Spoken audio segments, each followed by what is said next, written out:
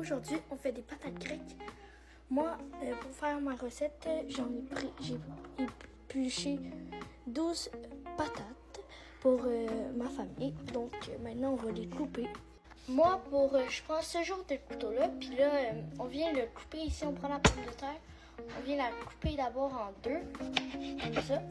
Après, on recoupe en deux. On va recouper l'autre aussi en deux. On le coupe en deux encore, puis on fait l'autre.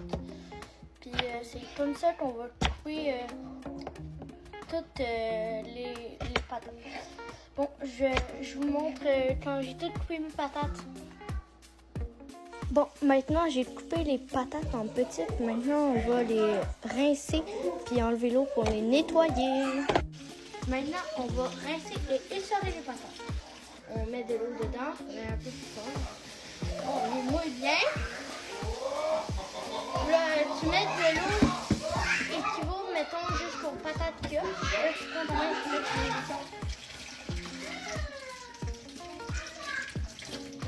Bon, on se retrouve pour mettre les ingrédients. Puis si tu trouves que tes patates, ils sont pas pleins d'eau, puis ils sont pas assez essorés, tu vas prendre les ciseaux, tu vas mettre tes patates dessus, puis là, tu vas prendre les autres ciseaux, puis là, tu vas tapoter dessus, puis là, tu vas enlever l'eau. Bon, on va les mettre dans le bol, puis on va mettre les ingrédients.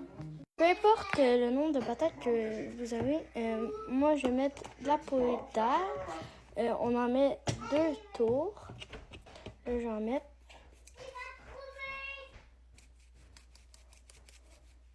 Puis là, on va brasser.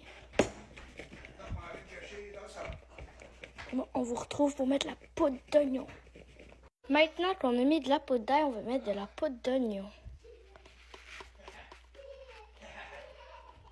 Bon, là on fait un tour comme ça, on brosse, puis on a le deuxième tour, on brosse. Bon, on va en remettre. Là, on se retrouve pour mettre le paprika. Maintenant, on va mettre du paprika.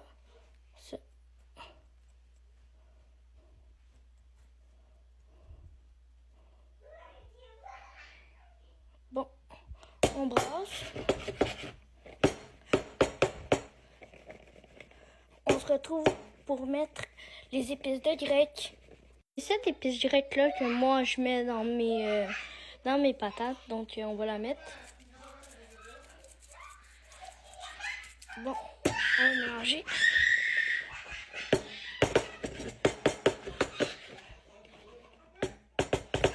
Bon, on se retrouve pour mettre l'huile d'olive. Puis on doit mettre 3-4 shots d'épices grecques. On en met quand même. Puis on repasse pour la deuxième fois. On en remet une troisième fois. Puis on en remet une dernière fois. Bon, on mélange. Bon, on se retrouve vraiment pour mettre l'huile d'olive. Moi, j'ai 7 marques d'huile d'olive. On va mettre 3 tours. On va mettre.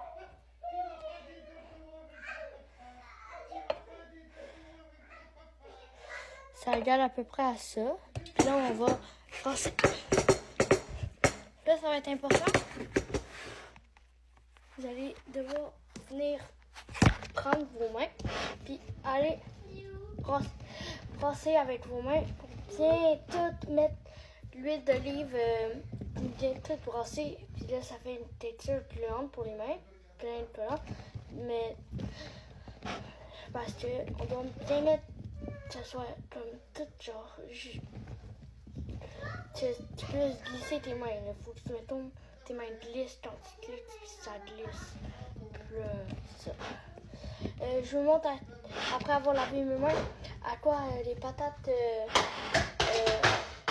ressemblent. Là, vous allez mettre votre four à 425.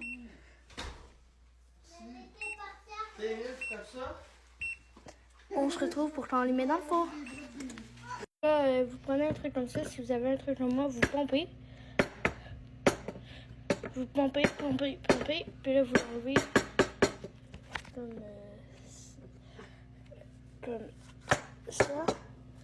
Puis là, vous le prenez et vous en mettez dans votre plat en vide.